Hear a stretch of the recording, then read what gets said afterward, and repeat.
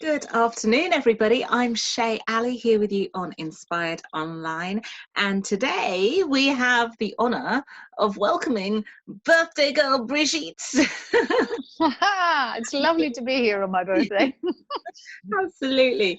And Brigitte lives in Ubud. So we're going all that way out to beautiful Bali. We can hear the crickets in the background. It's so, Yes. wow, you're making me want to travel again. Not that that's ever left. But let me travel virtually. Yes, exactly. Absolutely. Let me introduce you to this beautiful woman.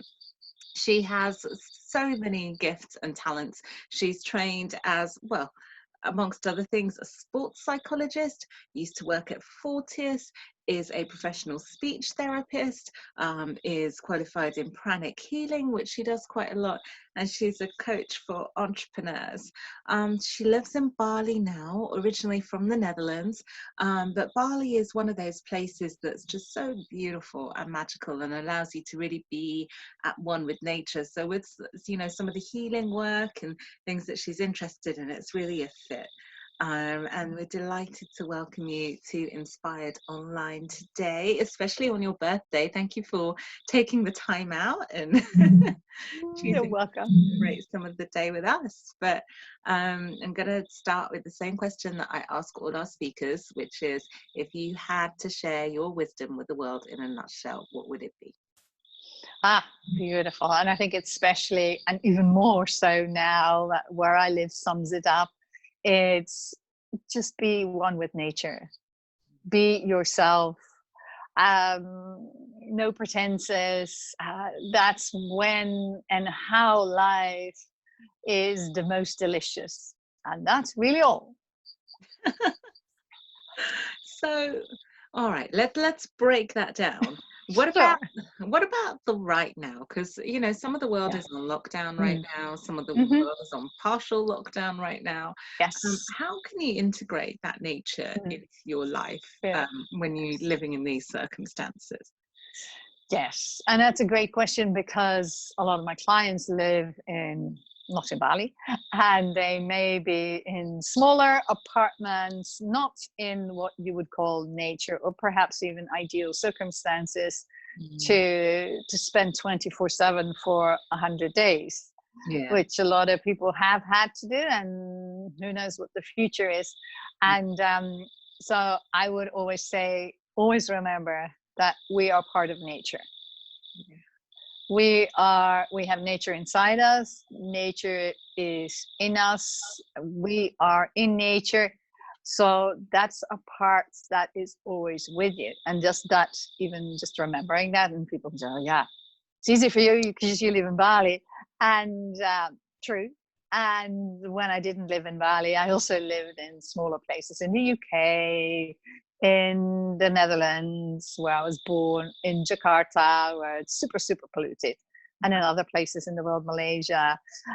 So one of the things that I would always seek is that moment, or that space of tranquility. What you heard just there is a little chichak, which is a tiny, what do you call it? What do you call them? I don't know. I'm sorry. No, I know. I'm just going, what are they called? My Dutch is limited to 3 words. Yeah, it's a little animal. I'll come to that later. So I thought you might wonder what that sound is. All the little animals and critters make little sounds. So you know, you get all the sounds here of Bali. So what I would always look for is, even if there is a ray of sunshine coming into my room, I would focus on it. I would appreciate it and take a moment to breathe in. And even when you don't have that, there may be moments that you could stick your head out of the window, feel the breeze on your face, feel what's going on with the weather. Just take a moment to live in that present, and with that nature that's outside, but also specifically inside us. Because we often forget, and I have equally, and I do still at times forget. And then when I go back to my heart beating, my breath, which I can compare and often do with the waves of the sea, because it's so something that I don't have to control, like the wave. It comes and goes and comes and goes. So it's always with me. It's always with all of us. Does that answer your question? That's really beautiful. Very, So very. even if I'm not in Bali, I still feel that I'm in nature, because I am nature, as we all are. You're taking a piece of Bali with you and yourself. Always. Yes. So, you know, I always find that line fascinating, with just a slightly different question here, between, you know, you're a coach for entrepreneurs who are interested in business and developing themselves in that, you know, quite a linear way, perhaps some of them. And then you integrate that with like these spiritual techniques like pranic healing. How do you find the balance between the two? And how do you open even like those most logical minds that have never been open to this kind of stuff this kind of stuff? Right. Well, you know, if people say it's complete voodoo, blah, blah, blah, then I go, great, that's what it is. Exactly. So that's okay. And maybe my work is not for everyone. So I'm also very much aware that, okay, I'm not for everyone and everyone's not for me. That's one thing. And then there, you know, because there's so many billions of people in the world, and there is people that work. There's somebody that can work with somebody else, and I may not be the one, and that's completely fine with me. One of the things that I found, or some of the things that I found, is in working this way, because I was very much, you know, corporates, everything, business suit, very sharp, walking in with my briefcase, and I can do that. And what I found as well, that for a lot of people, they find that they feel a part of themselves is missing or not fulfilled when that's the only thing they do, or one of the main things that they do. So what I found with my clients is that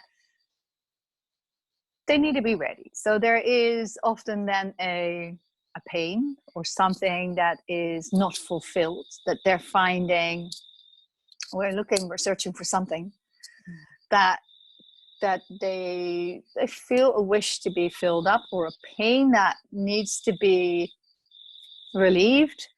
And for some, not for all, that is the way to connect with nature, to really look at different ways to solve a problem, which may have lingered for a while. And some people then go from pillar to post, to here to there, looking for solutions. And some of them then come to me and go, gosh, we do need to expand our bandwidth, and perhaps this is a way that we can look for different solutions. So there is more of I see the world very often as we see it as an iceberg. So we see what we can see in the world. This is, you know, the things that are going on, the buildings, the people and all that. And then there is the underlying, the feelings, the energies, the things that are going on, the emotions, the way we vibrate with other people. Not necessarily on I'm speaking to you and this is what's going on, but also the feelings that we feel very often in our underbelly that we haven't learned to name or to even acknowledge. And what I find is that when you start to really look at an energetic level, and that is part of my journey through my heritage, which is part Dutch, German, Spanish, and a big part of Javanese and Chinese, and then living in Bali, all that richness that I feel is this concoction, and I'm still learning and I will keep learning, that some of these different cultures, different ancient wisdoms give some really neat and fun and very simple answers to some of the things that certainly we, and I say we as in the people in the West, even though I live in the East, have been struggling with for a long time. You know, if you look at, for instance, burnout, There's a lot of people in the West, burnout. There's a lot of stress going on, right?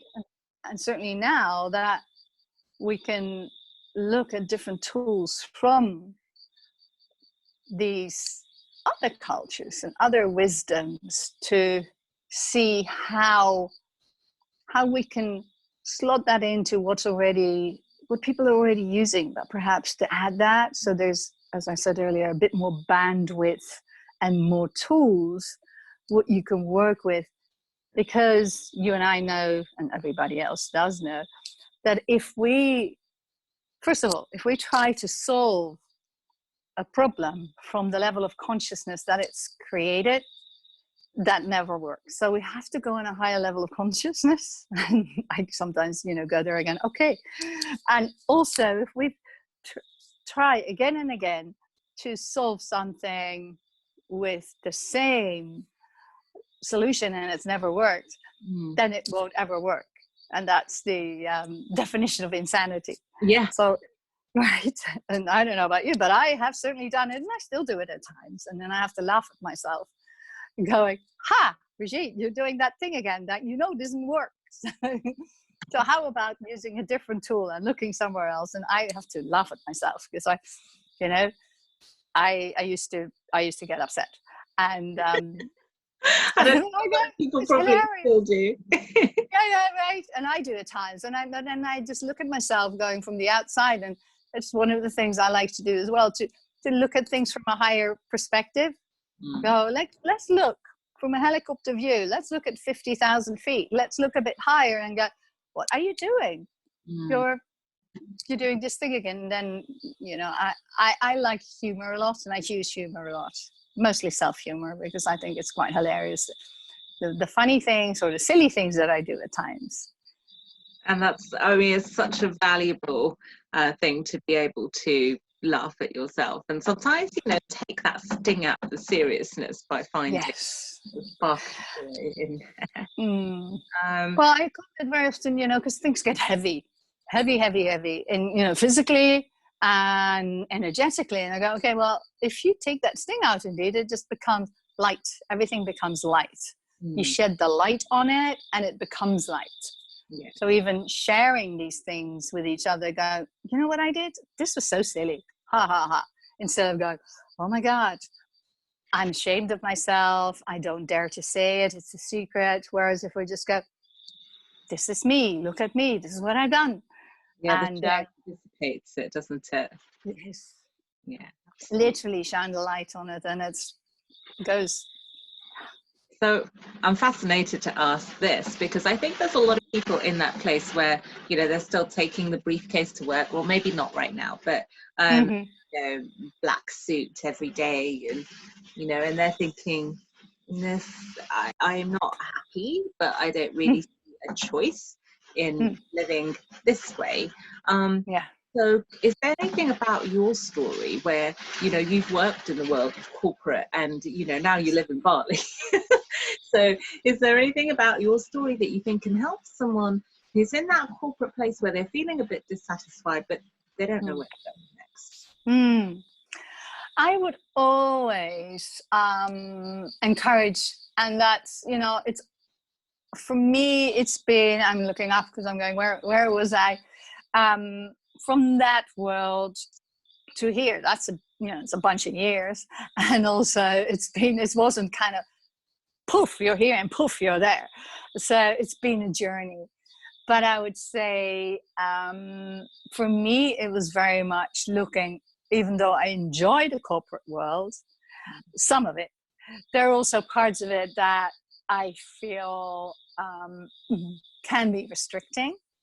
So what I did was I started to do things on the side, as in the writing, the creative work, the healing work, the learning, and then also started to work side by side. So there was still an income, and there was still some certainty that I needed for my family, and also starting that satisfaction to explore these other possibilities. And it was really also looking what do I love? And in the beginning, I couldn't remember. So it was, what did I love when I was younger? I enjoyed a lot of still being in nature. I was a very wild child that I climbed trees and just, you know, skip and jump over streams, which we had a lot in Holland, swimming lakes, which I still do, and you know, just run and just feel physical. So it was, and I've always done, even when I was at school and working in corporates, seeked out nature. So it was, I would still, well, at the time it wasn't a computer, but I'd sit at a desk and do my work and take my lunch outside. Even if it was for a 10-minute walk, I would always do that. However much, you know, work there was, just have that as a reset, an energetic and physical reset. So for me, that was always part of whatever I always did. And I would encourage and invite people to go, what did you really enjoy as a child? What part of nature did you love? Did you go to a park? Were you drawn to water? What was it that you also, as a child, said, this is what I'm going to be when I grow up? And I've gone right back there. Yeah, I can see it, absolutely. And the way I, you know you a little bit, it sounds like you do pretty much a lot of the things that you wanted to do as a child. And a lot of people, I think so. I wanted to be. Yeah. You know? Yeah. I wasn't, but I did want to be. And took me back to, I grew up near a canal, the Regent's Canal in London, Little Venice, for those of you that know London. So that was probably even a 1-minute walk from my house. So as a child, I used to like going to see that, and I've always loved water. You know, obviously the water is not limited to the Regent's Canal. No, absolutely. I did the best I could in Central. You know, and I think that's the key as well, that you do the best you can. Because very often, and in the beginning, I was also thinking, even if I can go out 5 minutes a day, it's not worth the effort. And I learned that as well when I did a lot of athletic stuff. I go, okay, I'm at an event or I'm in a corporate and I now want to go for a run. I'm wearing a corporate suit and I'm you know, in an office or at an event in a convention center, and I want to go for a run. So I have 40 minutes. What am I going to do? Am I going to take all my clothes off and do the run and then put all my makeup on again and perhaps have a shower? That'd be useful. And I managed to do that. So I made it my, you know, and instead of saying, oh, it's not worth my while, I would make a point of going, okay, I've got 40 minutes. I knew that in advance. It takes a lot of forward planning. Yeah. And then go, okay, I'll bring all my stuff here. I'll bring some soap, a little towel, and a little bag of makeup. And I would just literally make it a challenge to go, all right, boom, you're on the clock. So I would take maybe 5 minutes to change, go for a half-hour run, and then take another 5 minutes to kind of quickly wash here, there, everywhere, put some makeup on, and be back. Yeah. I've even been in an event in London, a wealth event, that I was doing. I think I was literally doing a full marathon. The most difficult one in England, Beachy Head Marathon, and I had, I think, 5 hours off, and I went, I think it was by train or by car, I can't remember. I did that marathon and I was back on duty in 5 hours. So it's kind of crazy, but it's still, you know, whatever you want to do, if you put your mind to it, you can find a way.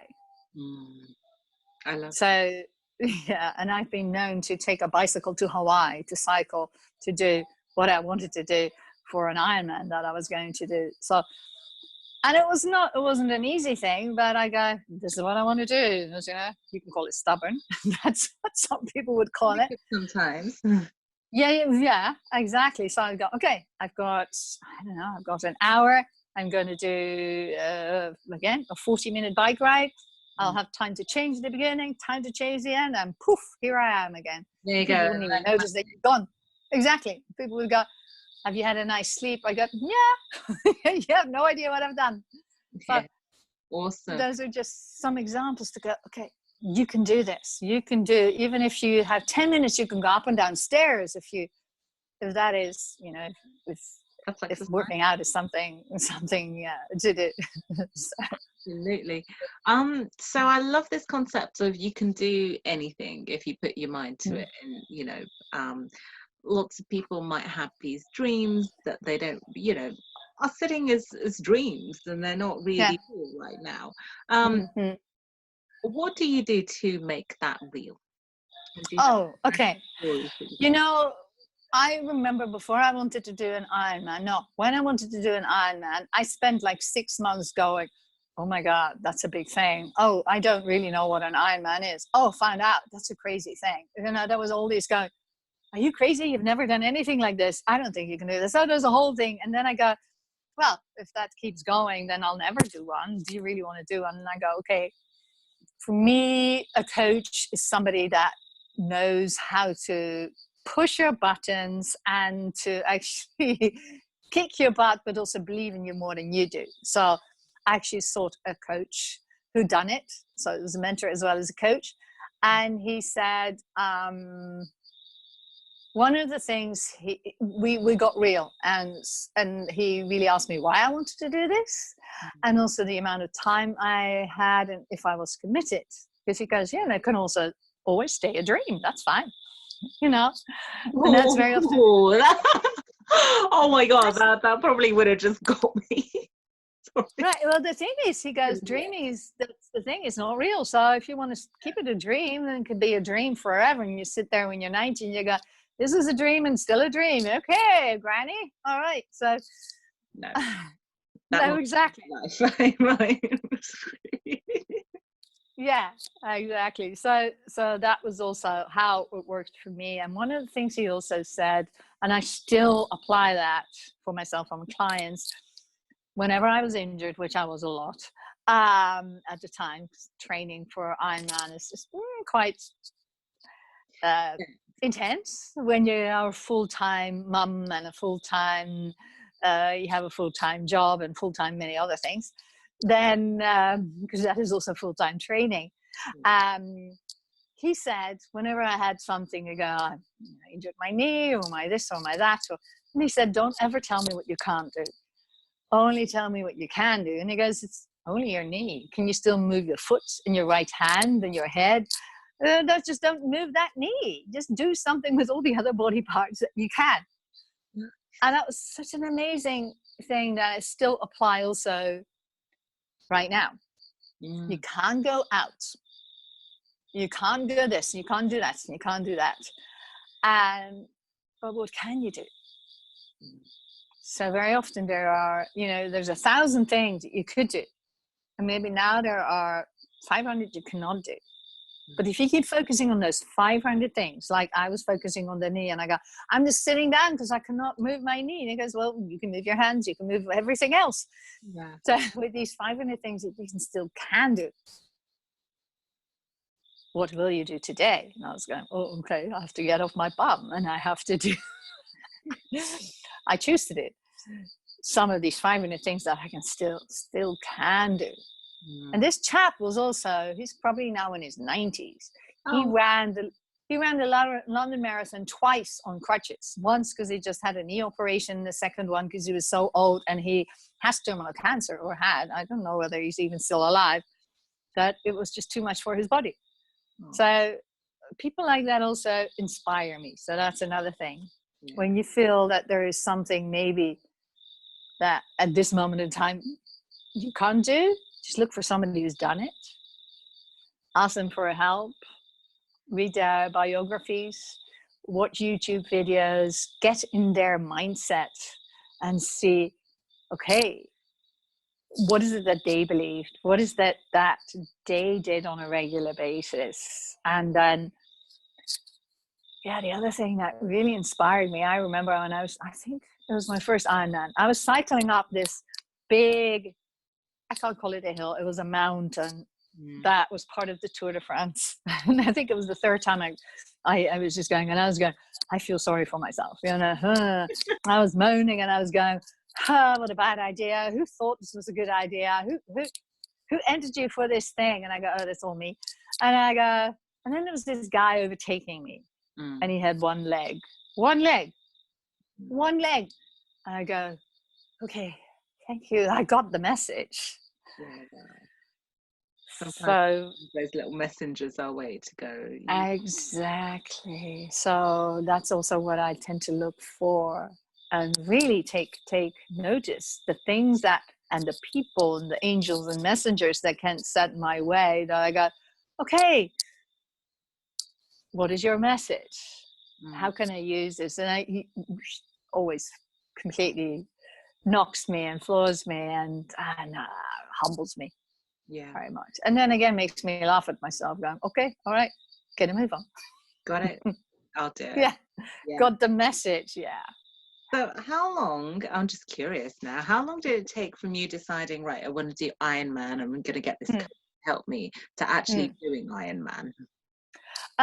We then made a plan. So, because that's the other thing. An Ironman is a bit like, if anybody says, there is a elephant and I want you to eat it. That's kind of a big thing if you ever wanted to eat an elephant. Or, I don't think that's not going to go on the dream list, but okay. Okay, all right.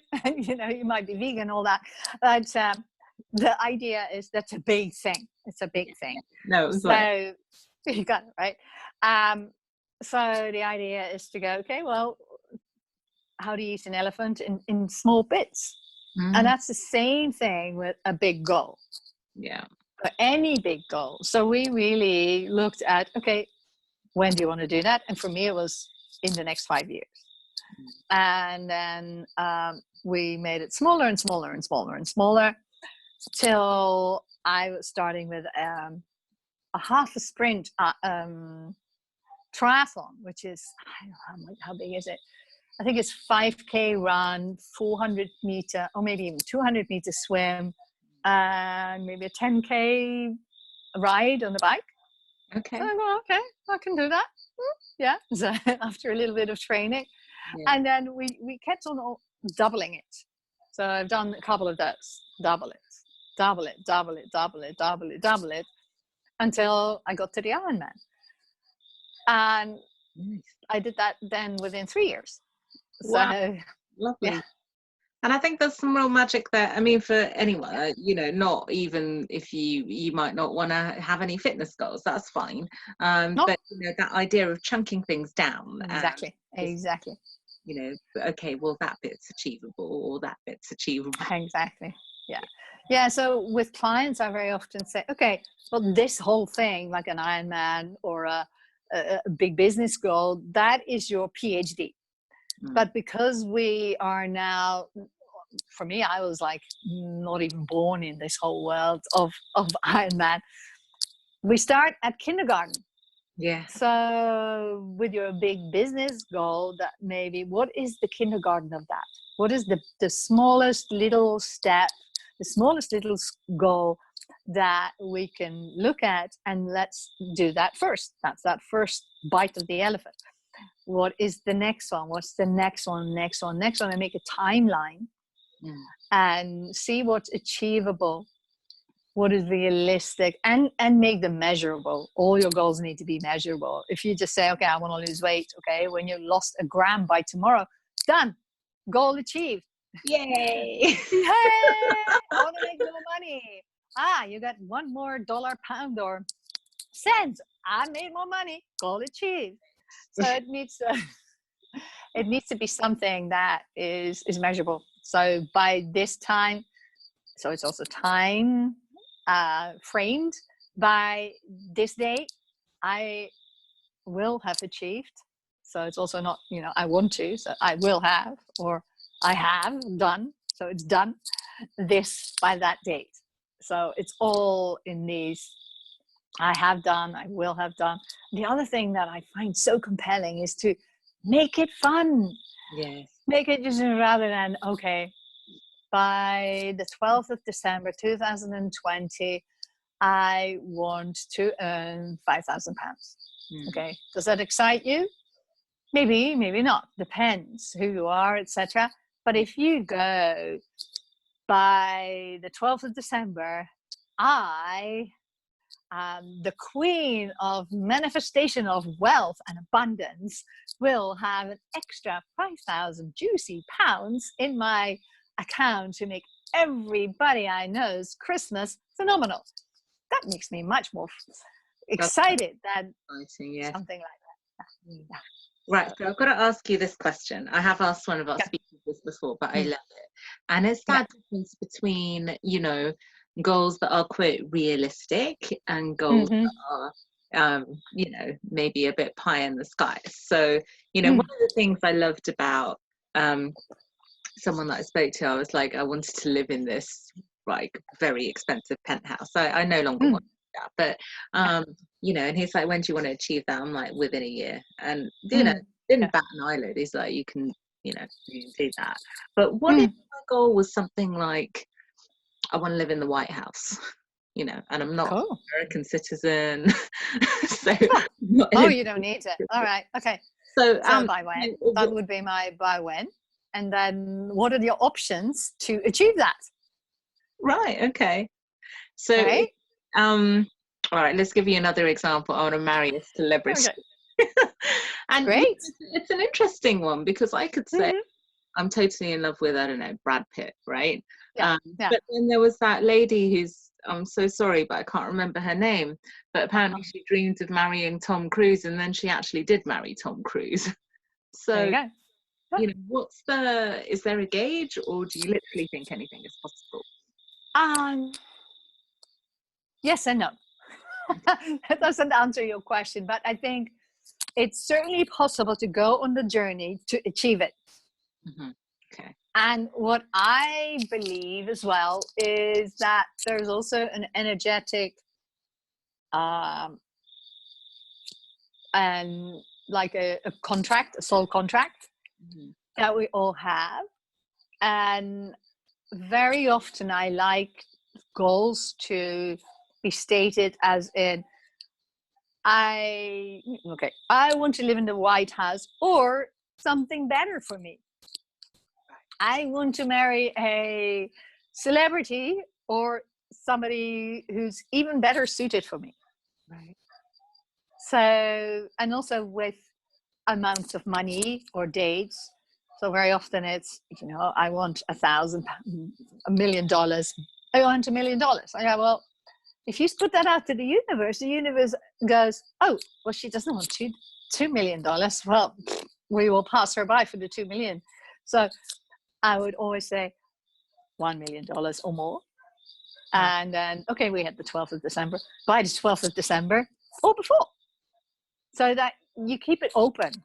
The universe, if they want to give you $1 million tomorrow, they go, oh no, we won't give it to her because she only wants it by the 12th of December. Well, we go, well, tomorrow's okay. So you just keep these options for the energies open, this manifestation that you go, I'm just open to this total abundance. And also, if my soul contract deems that this is meant for me, or something even better. Does that make sense? Yeah, it does. Yeah. And I think the magic of the journey, I do not want to live in the White House. I mean, I'm just not one of my genuine goals. Yeah. But you know, I think the journey can also take you places, can't it? Yes, so, very much so. If I have that goal, I might meet, you know, someone amazing along the way, and I think, yes, all right, maybe I don't want to live in the White House. Maybe I want to live in Palm Springs. You know. Exactly. Yes, and you know, one of the things that I love about taking steps is that we cannot see when we start on a ladder, depending how big the ladder is, we can often not see what is at the top of the ladder or around the corner.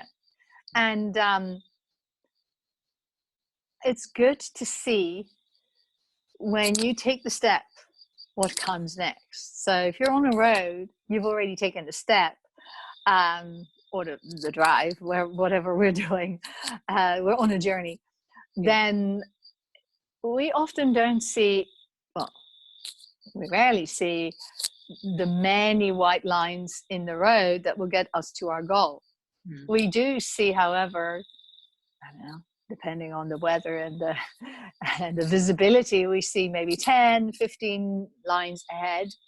And by the time we're at line 100, we go, oh, there's a nice turnoff. I might go there. I might visit there. I might see this, which we would not see if we wouldn't even started the road. Nice. So very often it's the journey that gets that energy rolling.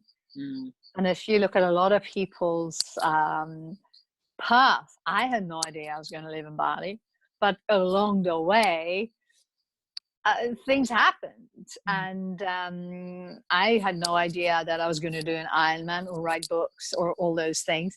But as I was on the road on my journey, this thing happened, that thing happened, that thing happened. And yes, I had ideas of where I wanted to go and goals. And along the way, these other things, as you say quite rightly, they showed up. You go, maybe the White House is not the right place. Maybe it's Palm Springs. Maybe it's France. Maybe it's Bali. And I think that's the beauty of life, that these things show up when we're on our journeys. Absolutely. Thank you so much for your time today. It's been absolutely wonderful. Do you have any final thoughts that you'd like to share with our audience? Yes. Stay true to who you are. Feel the dreams inside you and feel what your body wants you to do. That is your light, your fire, the energy inside you, your heart, your spirit. You know what it is for you. So live your truth and stay well and stay blessed. Beautiful. Thank you so much, Brigitte. If our beautiful audience would like to get in touch with you, how can they do that? My Facebook, Brigitte Djie, and I have a website as well, BrigitteDjie.com. Good. And my business is turtlelotus.com. So either Facebook or email, LinkedIn, and a little bit on other social media. Well, those are the main ones. Perfect. Thank you very, very much. Take care of yourself. I hope to see you again. Well, sooner rather than later, let's say. I hope the world brings me back to Bali someday. Yeah, I'm sure. And you be well, and thank you very much for the honor of speaking to you and your beautiful audience and on your inspired stage. Thank you so much. Take care, love. All right, sweetie.